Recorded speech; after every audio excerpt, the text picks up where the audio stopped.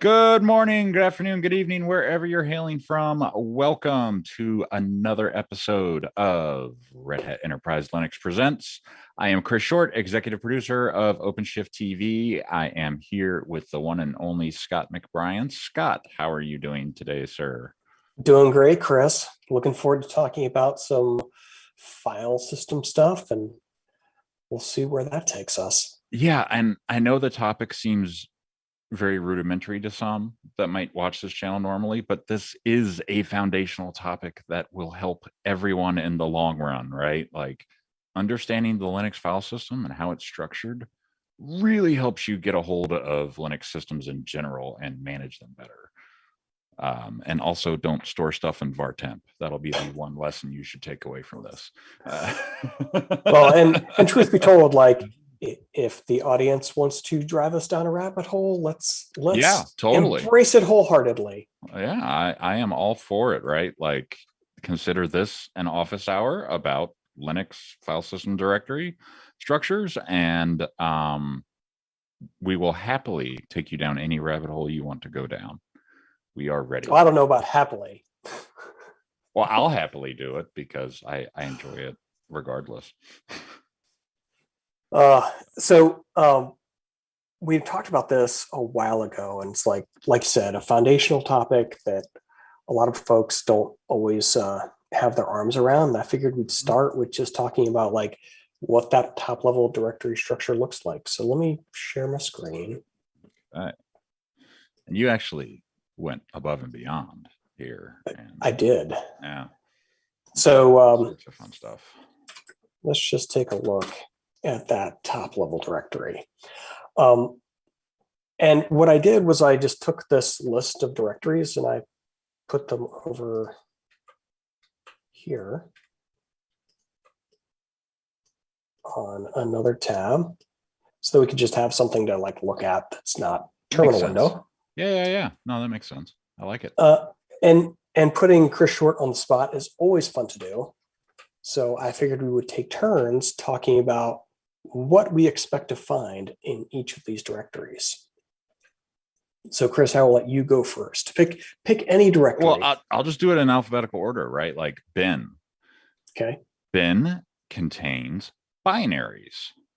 That's one way to look at it, right? Like it's generally right, like system level binaries. There's other places to put, your personal binaries or, artifacts from your software that might be running, but like this is where cat and ls and rm and all those like core Linux commands, those binaries live here. And I will see your binaries go other places but called bin and raise you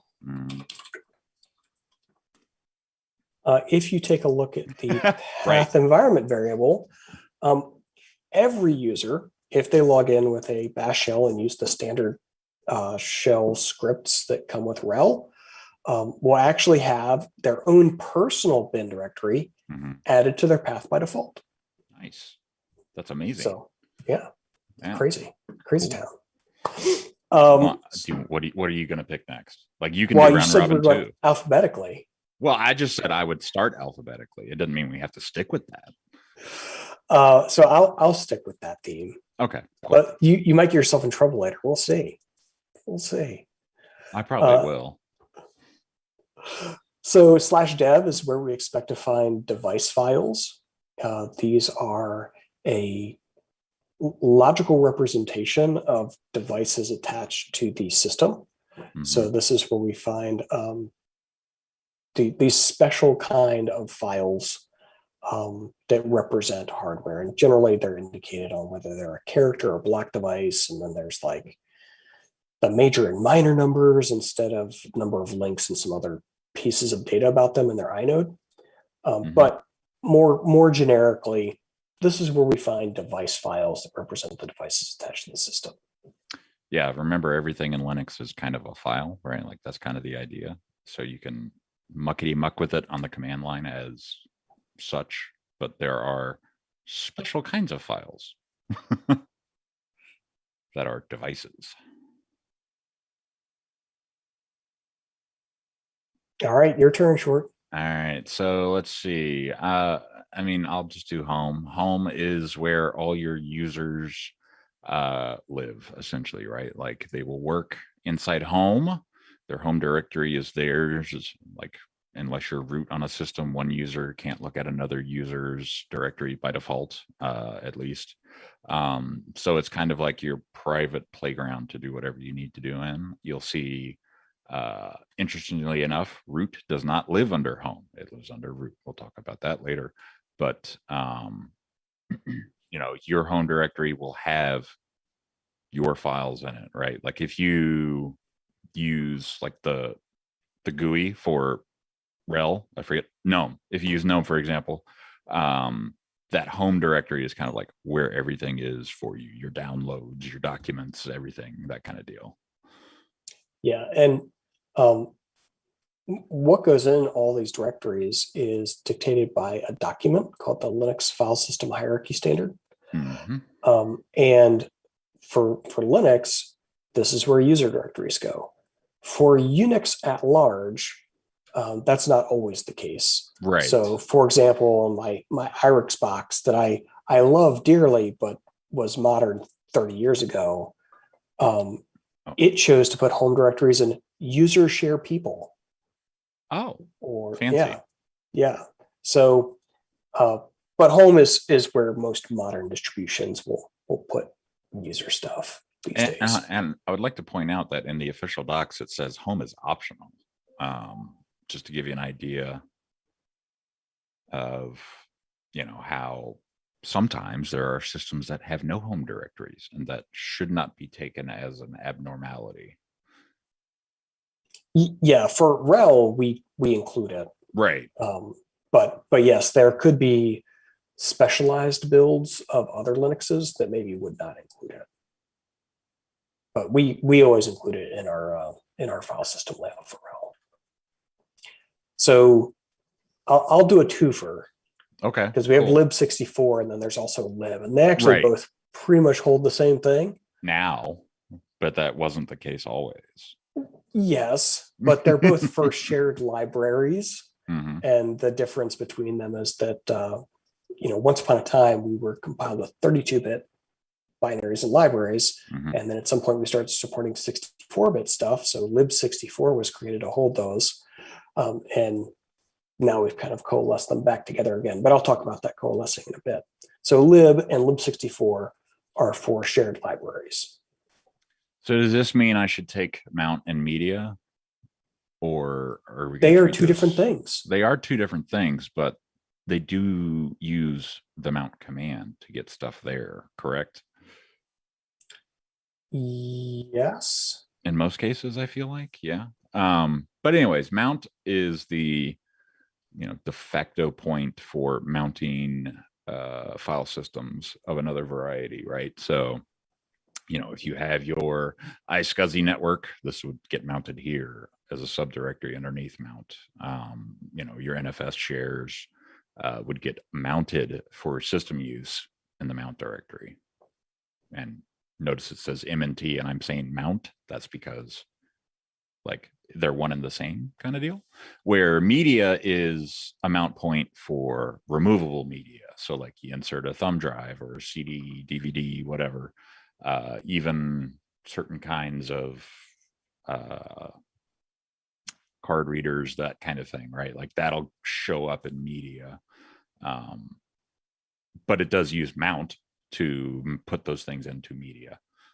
And media is kind of newer than mount in the directory structure by a number of years. Yes, and there's actually a newer one still that we now use in updated versions of GNOME. But yeah, that's right.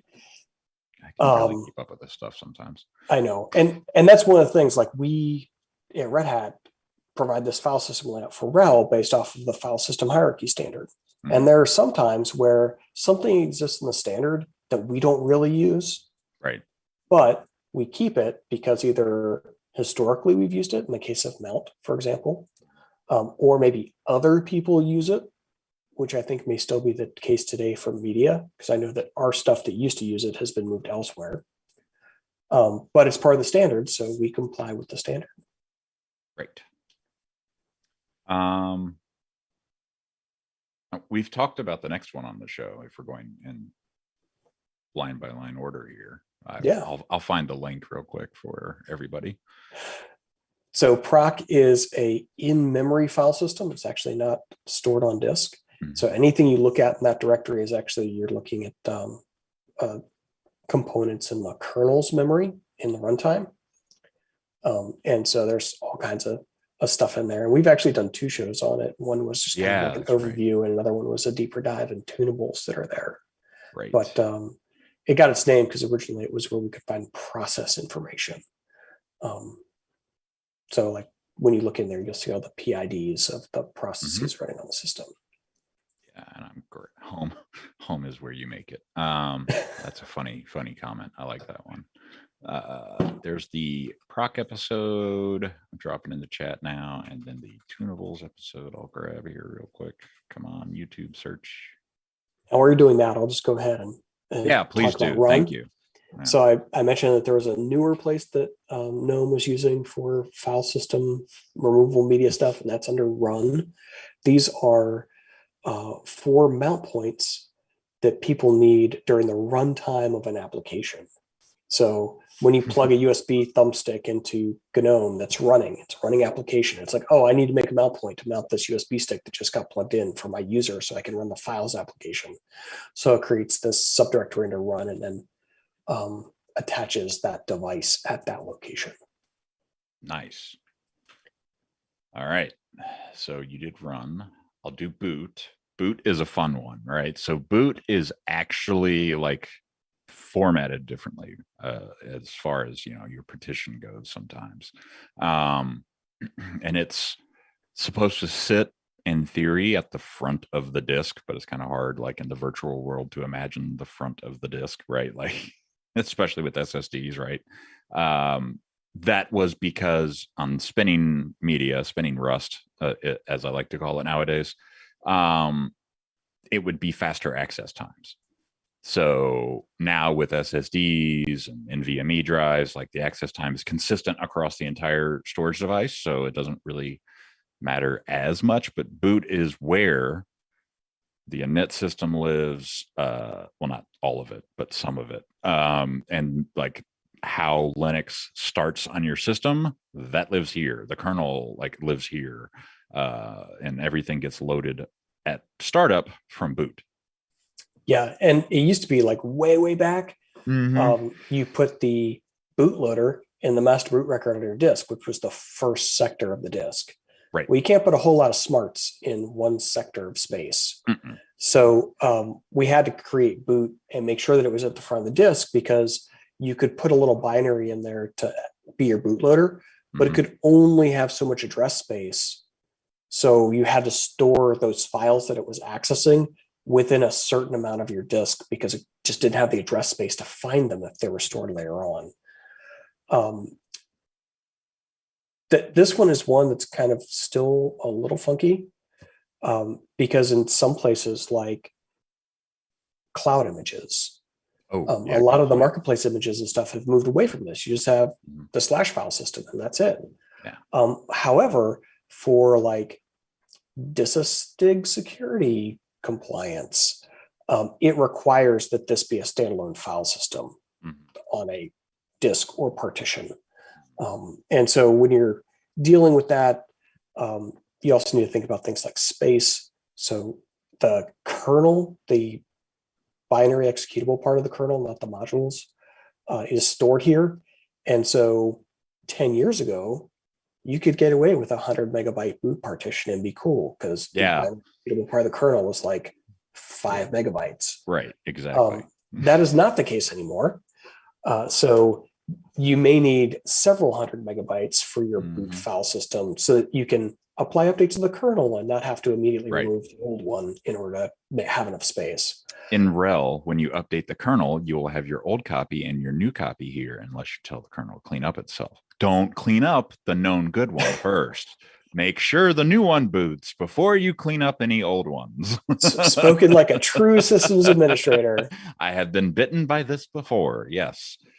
because the boot partition was so small, and then the kernel that was upgraded didn't work. So yeah, Yeah. good stuff. So, and the other thing that we find here is like the second stage of grub and the larger bootloader components that are executed from the MBR record in old BIOSes. So Etsy is for all the other stuff. Not really. So Not really. that's how it was. That's how it was initially done. Back in like the System 5, and actually it was Berkeley that started that directory. But what has happened over time is it's become the place where we put configuration files, because like you put your binaries in the bin directory and you put other files in other directories. And then it was like, well, I need this config file. Where's that go? I'll put it in the etc directory. And over time, that just became the place where all the configuration files went. So if you're looking for config files, I would look in /etc. Yeah. Or Etsy. Etsy containers is a great directory if you're using Podman or any container, orchestrator or driver or anything like that. The Etsy containers.conf will contain all your image registries, for example. So that's always good to be aware of. And, that order and precedence matters as well. So we did lib, we did media. We did media. So opt, like, for me, opt is, I don't know. I have a love-hate relationship with opt, right? Like, I get it. Opt is where, software lands, right? Like external packages, blah, blah, blah. That's where your package lands, or your provided thing lands, and where it's consumed from. What ends up often happening in opt is you get like opt bin and doc and stuff are usually in there, but then you get opt package bin, and people get confused sometimes, right? Like, let's say my package is, a Go binary, and that's not where the Go binary goes, right? Like, opt is for specifically stuff you're deploying, right? Like, it's not necessarily the de facto place where stuff gets installed, which is kind of confusing to people. But if you look at the page for opt, there's some very specific, there's a question in here. Sorry. Does Etsy stand for editable text configurations? I thought it stood for etc, like the other stuff. Right. Let's see here. Doesn't necessarily say that in the docs. I wonder if we'd have to actually go down into like the bowels of Berkeley Unix distribution. Yeah, maybe it's in some old old page somewhere. Maybe, possibly. It's entirely possible that that's the case, but I'm not seeing anything here to indicate that that is the case. But back to opt. Back to opt. So intentionally, it was for additional software to land. So, right. Like, again, back in the 90s. Nether realm of time, yes, the 90s, otherwise known as the 90s. So if you were a Unix producer, you would put your binaries in bin and you would put your libraries in lib. Mm-hmm. But if you were an ISV or a third-party developer, mm-hmm. you weren't supposed to put your stuff in those directories. That was for operating system vendor stuff only. Right. And so they created opt to be the place where if you were adding on stuff, that's where you should add it on, because it was optional to the system. And so because of that complex history and the fact that things like bin directories under opt weren't added to people's paths by default, that line got blurred really fast over the need for ease of use. So there are still some packages that will do that, like a lot of the add-on software you get from IBM or Oracle, for example, with their database suite. Yeah, they'll put it down under opt, and so there'll be a directory in opt that says, like, name of software, and then underneath of that will be bin, lib, yada yada yada, for the software that goes along with that. It's worth noting too that opt came from the Unix land, right? And I don't, in my early days of using Linux, I don't necessarily remember opt being there, It right? was. It was, but It's been like there it wasn't forever. used like it is now. I guess Correct. it's probably the right description. And even now, I don't think it's really used all that often. Like typically where I see it is when Yeah. people are building across multi-architecture and they happen to support a Unix flavor as well, Mm-hmm. they'll use opt. And then when it comes to Linux, they use opt too, because it kind of makes sense for their packaging and Right. sanity. But a lot of stuff, like if you install software off of the extra packages for Enterprise Linux repository, for example, Mm-hmm. it's not going to put it in opt. No. It's going to put it in bin or lib or wherever else it goes into the file system directory structure, and that's kind of just the way it is. Yeah. So and there's not a one good approach, like it's an operating system, right? There's 1,000 ways to do one thing.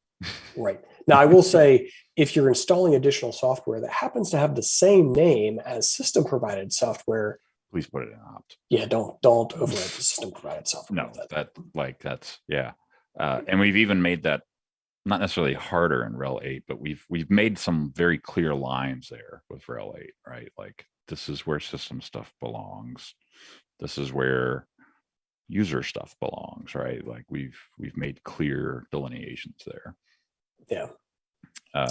You're taking root? I'm taking root. So this is the root user accounts home directory. We don't put it in /home because, as Chris pointed out earlier, it's flagged as optional. Also, a lot of times it's set up as a separate file system. So it goes to like different storage. Yeah. And if your system was having problems, and for whatever reason that storage wasn't available, when you log in as root, you still need to maybe have access to your own stuff. Yeah. So /root goes as part of the /file system and goes on the storage of the /file system. Other Unixes will actually not put this out there. So when you log in as root on Solaris, for example, you get dropped into / as your home directory, right. Which means when you download a file or your desktop wants to create things like downloads and pictures and whatever, it puts it in the topmost directory because that's your home directory for root. So things got kind of cluttered at that top level when you actually had someone operating as root on a box. So in the file system hierarchy standard, they created this subdirectory to kind of hide all that root user mess from the rest of people. And this is an interest, like as we're going through these, I'm pulling up the docs. This is an interesting footnote on root. We recommend against the root account. We recommend against using the root account for tasks that can be performed as an unprivileged user. What a great idea. And that it be used solely for system administration. For this reason, we recommend that subdirectories for mail and other applications not appear in the root account's home directory, and that mail for administration roles such as root, postmaster, and webmaster be forwarded to an appropriate user. What does this mean? To me, I read this as root is CLI only. Don't install a GUI as root, right? And have mail and all kinds of other stuff living under this directory, because it is going to be a necessary thing for when stuff goes bump in the night. You want that to be there, right? And only really important things should just live in root. For system administration, I mean. Fair enough. Yeah. I would probably be less rigorous about it. Because I mean, that's just me. And I get it. But there's a lot of like workstations that people own. And I could see them maybe using root on that. But again, for system administration stuff, I think you typically will operate on those boxes as a regular user for a whole host of reasons, not just security and file ownership and a variety of other things. So we have a comment. Sbin? No, we have a comment / question from Rapscallion Reeves, our friend. And we might not be able to answer this because I don't know the answer. Maybe you do, Scott. why are BSD and Linux's file trees so similar but so different? I don't get why BSD has user local bin and user local etc, for example. That's just their decision-making process, right? Like, so I think it ties to the history of how we got here. Right. So once upon a time, there were two large Unix distributions, Berkeley and System 5. Mm.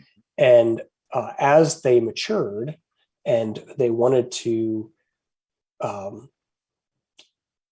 woo users from one to the other or back again, they had to build up this kind of cross-populated directory structure horribleness.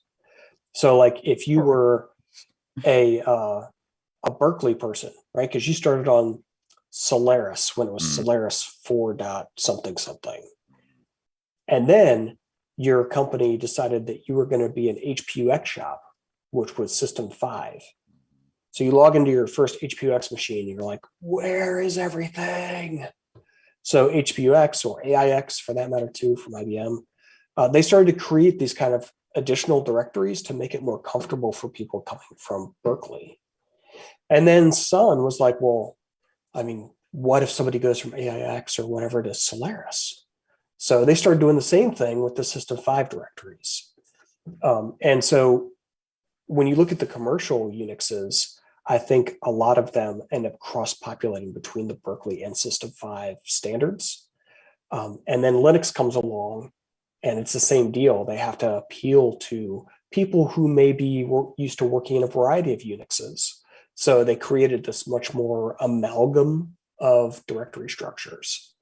But BSD is still a legitimate Unix distribution with a couple of different flavors, and they've stayed pretty true to their file system hierarchy standard that they minted back in the day. And so that's, I think, why you find like FreeBSD or NetBSD have a different directory structure, because there wasn't this pressure to create these additional directories to create comfort for people moving between distros. Right. Cool. So I got a question here. You'll know this better than I do. Will RHEL migrate to Btrfs? So we shipped Btrfs as tech preview for the duration of RHEL 7. Right. And then you'll notice that it's not included with RHEL 8. So there's still work going on in Btrfs. Yeah, it's certainly in the community. More stable. Yeah, like the biggest thing about file systems, nobody likes it when their data vanishes. So, you have to make sure that stuff is rock solid. Like somebody was just recently was asking me about file system driver for Linux, and we do not ship that as part of RHEL.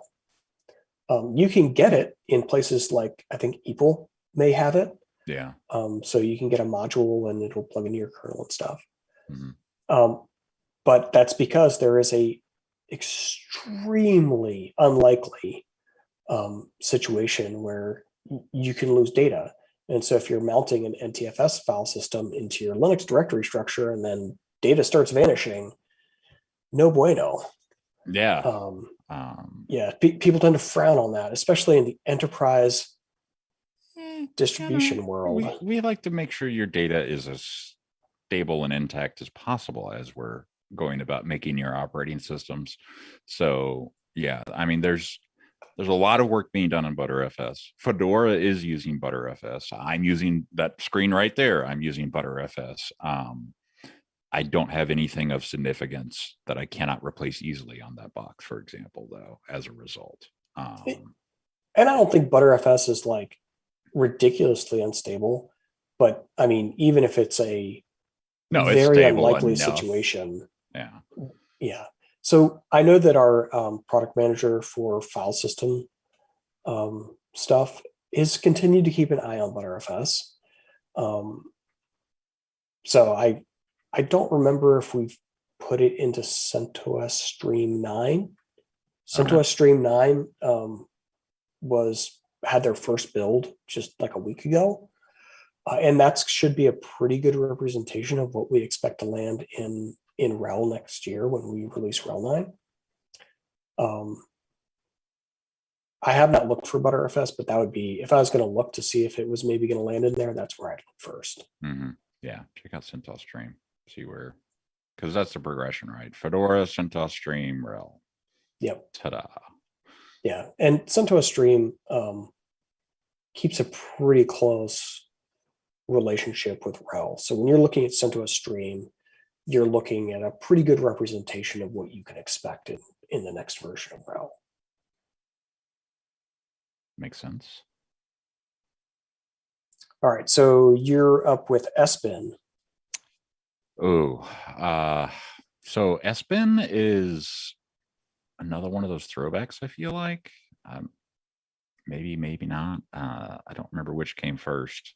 So you said bin was for things like ls and vi. Sbin is for things like fdisk. There you go. And like system binaries, right? Like stuff that's going to muck with the system itself. And again, this is another one like opt where it's like, was this here when I was using like Red Hat Enterprise Linux 5 when I first started? It absolutely was. It definitely was. And it came from the need to have, like, back in the day, you partition the hell out of disks. Nowadays, you might not so much. It might be one or two partitions, right? So you would want Sbin to be in a similarly fast, file system / space on disk as boot was, right? Because you're going to need FSCK at boot time sometimes, right? So like there was that for a little bit, and people kind of went away from that as disks got faster. So more generically, it's for systems administration binaries. So like partitioning disks, FSCK. Yeah, exactly. And like way back, we could do things like change the permissions on it so that people couldn't access them. But we also, for regular users, don't include the Sbin directories on their path. So when they're looking for commands, they probably won't find these with things like tab completion because they're not system administrators, so they don't get the Sbin directory. And then over time, we figured out that wasn't a great plan because people would still add it to their path and find it anyway. So we started to do things like build-in checks to the system administration binaries to be like, if your user ID is 0, then please partition the disk. If not, start up in a read-only mode and tell the user that they can't do anything but look, but no touching. Right. Yeah. Question in chat here. Are symlinks between bin and Sbin, do they exist like they are between bin and user bin? That's a good question. So I was going to handle the symlink question at the end because that's a change that we made in RHEL 7. Yes. And I was going to flip back over to my actual box. Speaking of which, I should probably flip back over. Show us. All right. So if you look in our directory here, right, you'll see that bin, lib, lib64, and sbin are all symbolic links. And they point to their user counterparts. So this is a functionality of combining the Linux file system hierarchy standard out of Berkeley and System 5. So in Berkeley, they put all of the bin, lib, sbin at the top level root directory, whereas in System 5's directory file system hierarchy standard, they put it under user for Unix system resources.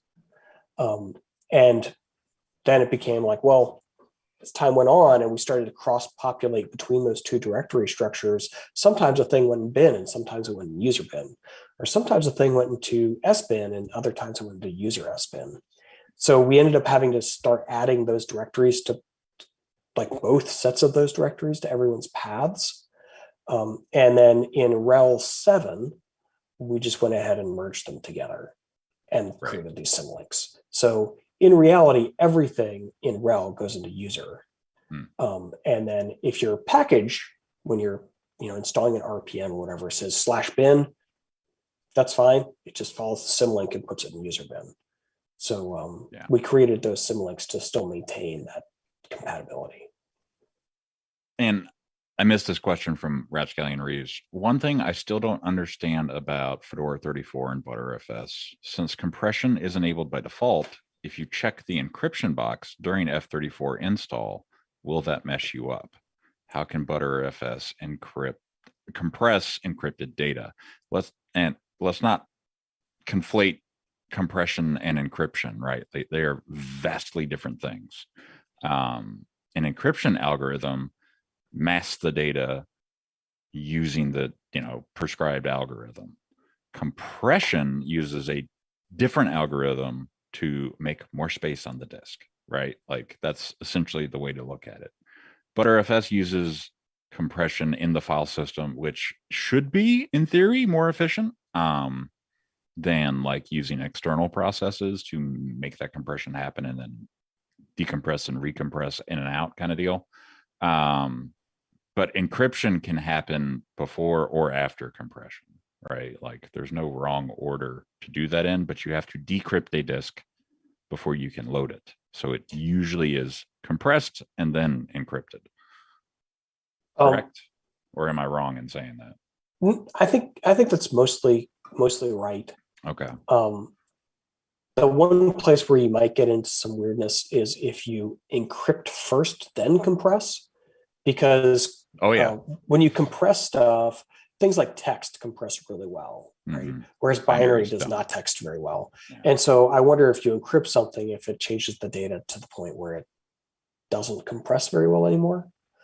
I think there's a point of diminishing returns, right? Yeah, for sure. We're getting two questions about the difference between X4 and Btrfs. What's more secure? What's more performant? So I am not a Btrfs user. I am a Btrfs experimenter at this point, right? Like I don't know enough about it to be like it's definitively more performant than X4 or XFS or anything else for that matter. And I would say that just knowing myself, I probably won't pay much attention to Btrfs until it comes back into RHEL. Yeah. So I mean, and the only reason I'm using it is because it's the default in the F34 and 33 and 32. But yeah, that's a good question. I'll try to find some research on that for y'all. So we should probably ask Bob Handlin. Longtime watchers may recognize him from like our first or second or third show. Yeah. Because he came on to talk to us about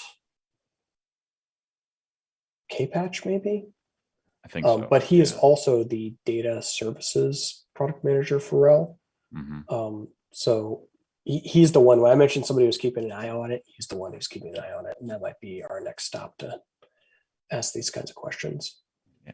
See, like here's a performance, like a really good one from 4.0 but it's from 2019. So it's like, I don't know if that data is still good. Let's see. Yeah, and then in terms of like file system on RHEL, by default we use XFS, but we still offer ext4 as an alternative. And the big difference there is things like inode lookup tables and numbers of files that one can have in a directory. XFS just does better with small files, lots and lots of small files than ext4, but is about the same for normal file workloads. So we have some folks that like run their web store using RHEL. And there they have like a gajillion tiny files because like each product review is a file. Right. Each like suggested product might be a file. And so for each product that they sell in their store, there might be like thousands of files underneath of it. So we use XFS because of that. Right. Yeah. Right. I mean, and I linked an article in chat folks from Fedora magazine about choosing between Btrfs and X4. So yeah, and it talks about LVM in there too, and how you can use multiple devices. So yeah, you can do a lot with the two file systems as you see fit. Yeah, and if you're interested in things like compression and saving space, you may also be interested in taking a look at VDO, which is the virtual data optimizer that comes with RHEL. Essentially, it uses data deduplication. Yes, which is amazing. To not store the same bits on disk multiple times. But all right, so I think it's my turn. SRV is one that we don't really use in RHEL, but like Debian distros use a lot. So it's for server or service files. But yeah, we don't really make use of it in RHEL. Yeah, I mean, it's rationale. The main purpose of specifying this is so that users may find the location of data files for a particular service. You know, there's a lot of caveats under here. Like some stuff should be in var lib, right? Like, so yeah, just keep that in mind. So the sys directory is one I will have to admit, I'm not familiar with sys directory, and I'm searching the docs for it right now. So we talked about it a couple weeks ago when we were talking about tunables, because like Proc, it is an in-memory file system. Right. And so you have things there like your preference for using huge pages in the kernel, or power consumption settings, or block device tunables. Right. This is the system settings for all the things. Yes. Yes. Sorry. Okay. Now it came back to me. Then why don't you take temp? Okay. Temp is almost exactly what you think it's for. It is for temporary files, but the different temp has a relative in var temp, which will actually purge itself on boot. So if you're putting files in temp, they will last through a reboot, where var temp they may or may not, depending upon the OS. Yes, depending on the OS. For RHEL, they do persist across reboots. Right. But like temp, there is a service that's run as a cron job that will remove stuff from var temp as well. And I use temp for like literally the output of scripts that I'm running as like a diagnostic type thing, or if I'm running an Ansible playbook and I need to actually write a file to disk and then I know I'm going to get rid of it later, temp is where I do it. Right. So anything that I know I'm going to have some output that has to land on disk and then I want to erase it later, that's what temp is for. Yeah, and I think by default, stuff gets erased from temp every 10 days if it's not been used. Oh, really? Thanks to the temp watch service that's run through cron. So basically, it like goes into temp and looks at all the files and directories in there and looks at the last access timestamp. And if the last access timestamp is older than 10 days ago, it gets killed off and removed. Nice. Yeah. User, we talked about a little bit already, Unix system resources, and we merged that together with bin, lib, and sbin. So this is where our binaries and libraries actually get stored for RHEL 7 and RHEL 8.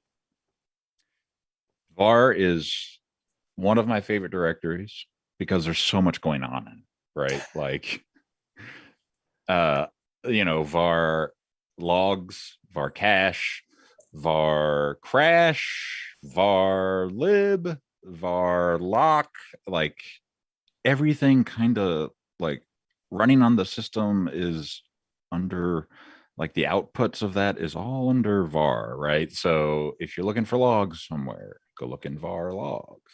If you're looking for lock files that you're trying to get rid of, go look in var lock. But the purpose of like var itself, it contains variable data files. That's literally why it's called var. This includes like spool directories, so print jobs, emails, things like that. Administrative logging data, transient files, temporary files. One thing to point out is that like some things living in var aren't shareable right across systems.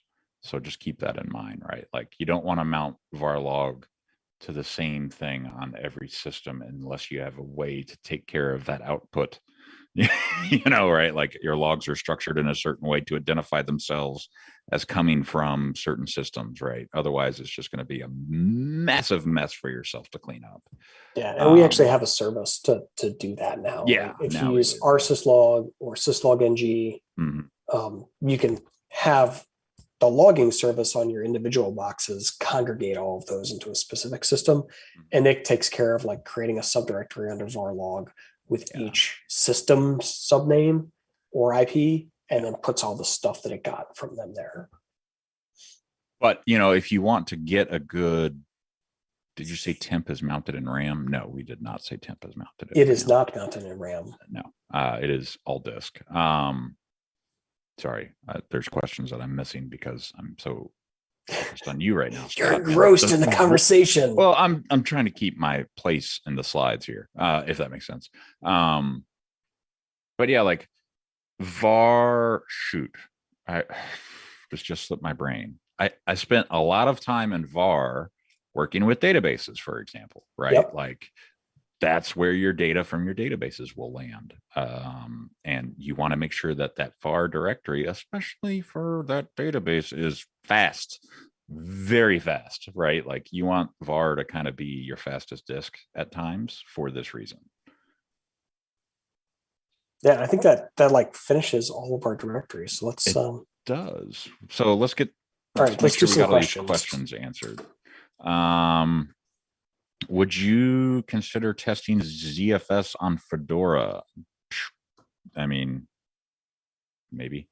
So ZFS is not it's not open source. Well, it's not open source with a license that we can redistribute or something. There is an open ZHS, I think, that is making the rounds lately, but there's still some licensing stuff that needs to be taken care of around ZFS. I mean, I love the file system, right? Like one of my first jobs out of the military, we had an Oracle storage array. That's the only thing Oracle we bought because it used ZFS.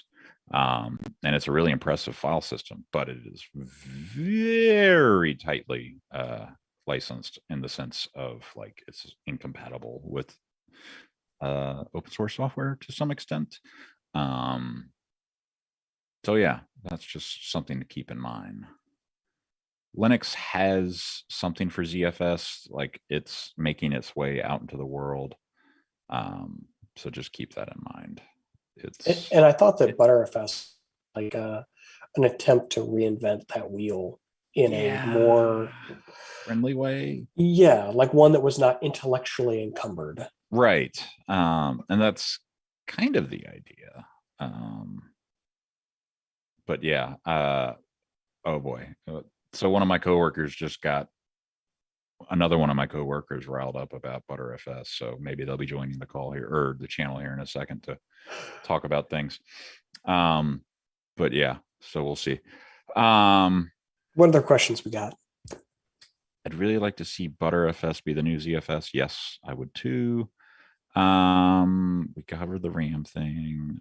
I thought exported things like NFS should come from /srv, sort of like the opposite of mount. Well, that's a good point. Where do NFS mounts land typically? So it depends on what you're trying to share. Right. If you were trying to, like back in the day, we would do things like NFS share our user directory because we would install MATLAB on a server and we'd want other client boxes to be able to mount and execute it locally. And so we'd share user as an NFS share. I think the biggest thing on RHEL for NFS is making sure that it's got the right SE Linux contexts to be shared. Yes. So yeah, I think I still end up putting stuff under mount Yeah, me too. just so that I can context it correctly and update my SE Linux policy so that it knows that things in that directory get done like that. Mhm. But you could do the same thing in SRV if that's what you wanted to do. All right, I did have one. It's kind of like there's the directory structure, which follows, a thing, a standard. But you can deviate from that standard, and some of that standard is optional, and so forth, so on. Okay, here's another question. Do you use X4 or Btrfs in your daily life? I don't. I use XFS. Butter. Yeah, I was about to say I'm pretty sure you're using XFS just from previous conversations. So I have used XFS for a long time, and I've only switched over to Btrfs recently. That's just because I'm using Fedora more and RHEL less here in the house. But that doesn't mean that like when I muck with servers, I'm probably touching XFS in general nowadays, I feel like. So Chris. Yes, sir. Looking at this top level directory, I'm using colorized ls output. Mm-hmm. Do you know why temp is green? Temp is green because it has a special mount. Or, I'm sorry, just ls-ld temp, and you'll see why. It has the T at the end there, the WT. Sticky bit. Yeah. Sticky bits. Yes, that thing. I forget. I always remember it from the Shamad, but never like, not the numbers, the words. Right? Like I memorized the numbers back in the day where other people memorized the words for change mod. Yeah. So temp, because it is shared by a lot of different processes, a lot of different people, is stickied, meaning that anybody can write to it. Anyone can write. Well, this is what stickied in this way. Yeah, that anyone can write to it. But the sticky bit says that only the owner of a file or directory may remove it. Mm-hmm. So while normally anybody that has write permission on a directory can add or delete files from it, in a sticky directory, anyone can add files, but only the user owner of a file can delete it, thereby having the file stuck in the directory until someone wants to get rid of it. Yeah. Doesn't this also mean that it will inherit these settings all the way down, no matter how many directories you create underneath it? That is the ownership. Well, right. SGID. There you go. SegWi. Yeah. Yeah. That will propagate the group owner all the way through it. When you get into sticky bits, things get sticky. Yeah. Well, and like, how do they apply to files versus directories? Right. Like, exactly. They behave differently. And I will say that the sticky bit on files on executables in Linux is not honored. All right. So here it is. You ready, Scott? I'm ready. All right. Andrew Sullivan showed up, I guess, instead of Christian Hernandez. So Andrew says, I probably unfairly shy away from Btrfs as a result of the now quite old data corruption bugs. I stopped paying attention to it back then, but I understand there's quite a few commercial products using it now, including Synology, he thinks. That's interesting to learn, if that's the case. If your Synology box is running Btrfs, let me know. I mean, that's fair. We in technology tend to have really long memories for badness. Yeah. So things like, I was just talking to somebody about Satellite 6. Oh. Yeah. Wow. Okay. And they were like, it's like, but it's fine now. It's like fine that was now. That was a long time ago. 6.1 or whatever. Yeah. Yeah. So Synology has a page about how Btrfs protects your company's data. Next generation file system delivers data integrity and efficient snapshots. The snapshotting is what everybody seems to like the most about Btrfs.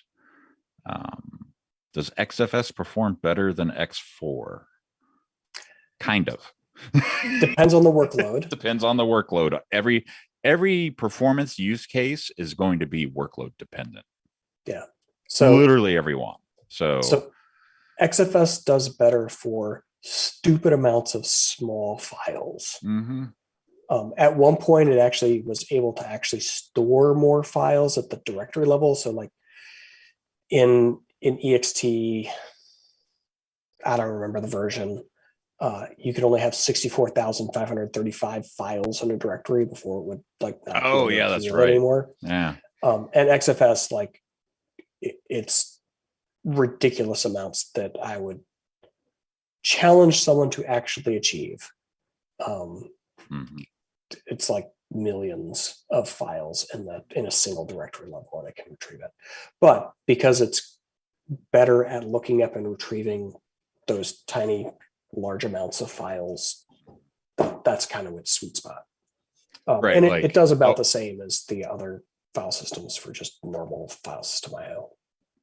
Can we touch on redirect on write? You're talking about data deduplication? Yeah. So I actually have a lot about that. Yeah, that's what I figured. That's why I asked. It was written by Sean O'Keefe, I think, who is the product owner for this technology. So we're doing reducing operational and storage costs with VDO. And essentially it's like installing VDO and actually using it to figure out how much data is really being stored when you are interacting with the VDO devices. So we don't have time to go through all of it because we're at the top of the hour, but VDO is implemented through a kernel module. So you want to make sure that you are running the same kernel module that you have on your running kernel. And so whenever this provisions, you'll see that very first command here is the yum install. And it has a VDO version, and I actually specify the version in the command. And the kVDO kmod also has a version that I specify because it all has to match the currently running kernel, right? So if I do a uname-r, I wonder if this will work. Let's see. Well, there you go. Something's happening. I think maybe not. Nope. Well, it may be installed. Let's see if it actually works. The lab vendor actually rebuilt my labs without me asking them to a newer version, a newer update release of RHEL 8.3. So it's like 8.3.4. And I did not go through and test all the labs after that. We're about to update them to RHEL 8.4 because that was released today. Yes. So I was waiting for you to say that. It's been waiting a long time too. It's like, is he really going to sit on this the whole episode? Sorry, not thinking. No, you're fine. We mentioned it on an earlier show. So that's what made me be like, ooh, I'm gonna mess with Scott. But yes, RHEL 8.4 was released today, just a few hours ago, as a matter of fact. So yeah, go check it out. Keep the tires on it on your desk systems, please. It is working. So that is the right kernel module and VDO version. Normally when you run the VDO command, it'll like error if you have a mismatch of your module number. Nice. So, but yeah, the VDO stats is the command that like shows you how much you're using. And as you're like storing files, it'll report on how much is being used. And that's where you can track the data deduplication that's being managed. Exactly. Awesome. Cool. So I think, I hope we need to call it a day. Yeah, I hope this was educational for folks, right? Like if you have any questions, feel free to reach out to me, short@redhat.com or Chris Short on Twitter. And we're very happy to have you here for this episode, and we look forward to seeing you tomorrow at 9 a.m. to talk about same show, different name, the Data Services Office Hour. So yes, we will see y'all then. And thank you, Scott, for a fun episode yet again. Thanks, Chris. Well, next time we'll try and get a guest. So in a couple weeks, we'll do a guest. Yeah. All right. Cool. See y'all then. Take it easy, everybody.